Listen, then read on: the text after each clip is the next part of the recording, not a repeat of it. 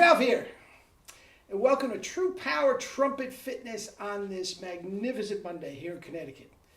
Life's good, baby. Life is good. Didn't ride the bike. I went down through some baseballs this morning.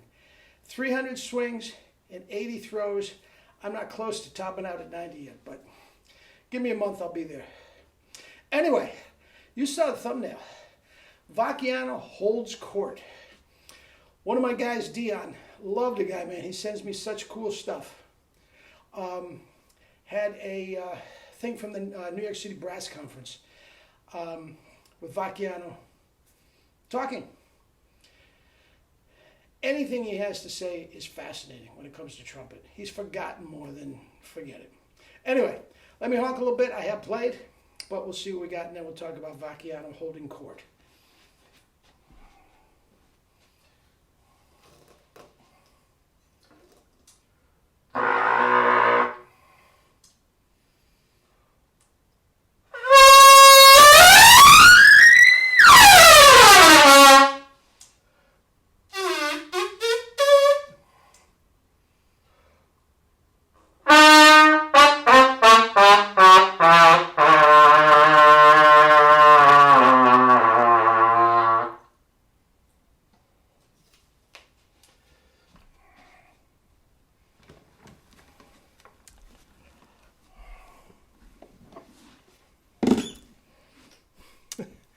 Knocking off some triple E flats and some low single pedal C's.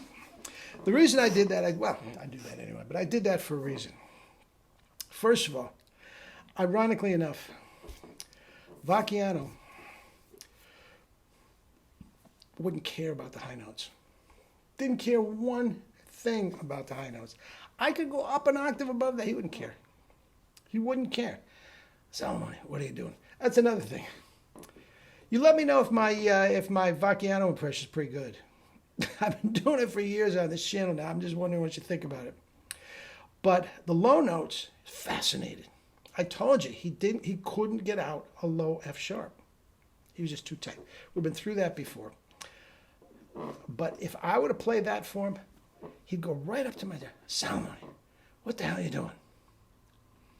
Salomone, do that again. And he'd go literally right this far from, and looking at what we're doing the chops, I could smell the coffee on his breath, which was not pleasant, trust me. What are you doing? What mouthpiece are you using? Well, the one you gave me, da-da-da. Did you play last night?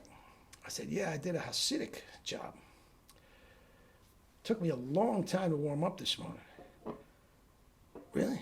Could you do that when you warmed up? Yeah, that was pretty much there. The high notes weren't there. Tell me, who cares about the high notes?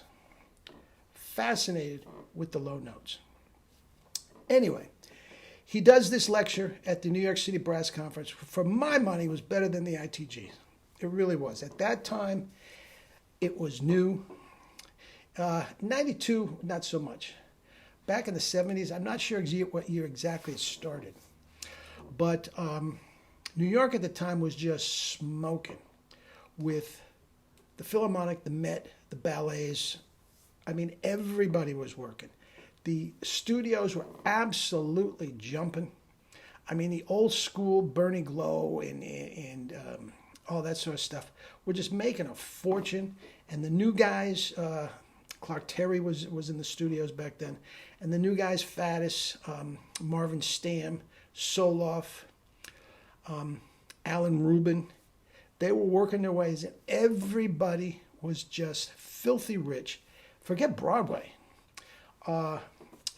The chorus line had just opened, and Miracle Man Bob Milliken was shaking on F sharps every night and just dazzling. I mean, it was just a wonderful time, and it seemed like everybody was at the brass conference. And you have those vendors' rooms where, Yamaha and Selmer and gets in. Everybody shows their wares and their mouthpieces and all this sort of stuff. And the best players in the world are taking a mouthpiece from this guy. Do you mind if I take this and go over and play it on that Getzen horn? No, go ahead. I mean, it was just extraordinary. You see Lou Soloff doing it. I mean, it was incredible. And they had speakers. I mean, Vacchiano himself had retired by then. but he was still of sound mind and just expound forever. So that's the clip down below. And the cool part is you're not going to see it, but I was there, baby, in the front row. Absolutely there in the front row. Jerry was in the back somewhere. I mean, I'm telling you, Jerry had his, his mouthpiece booth and all this sort of stuff. And please, Doc Severinsen would show up every now and then. Oh, it was wonderful. Mel Broyles was there. It was just incredible. And I really thought this was better than the ITG. Nothing against the ITG, but the ITG was all over the world. And as I said, at the time, New York City was, trumpet capital of the world, the epicenter. And everybody would just in the afternoon take a day off, 2 days off, try out some horns, try out some mouthpieces. 2 o'clock. Come on, let's go see what Vacchiano has to say. I mean, it was incredible. It was incredible. You're just hobnobbing with and Jerry knew everybody. Ralph, come here a second. I want you to meet Lou Soloff. I want to try out the mouthpiece. When are you coming? Okay. You mind if Ralph sits in? I mean, it was incredible. It was incredible. And sure enough, sitting in the front row, I didn't have to take notes. I heard it all. Salamoni, what the hell are you doing? God bless him. God bless him. To this day, I think about him at some point every single day. Him, Mel, not so much John Ware, and of course, Jerry. Johnny, as much as I admire him and everything he did for me, I only took a handful of lessons with him. Vacchiano, Mel, and Jerry. Every day. Anyway, that's it. Enjoy the clip. Love you all.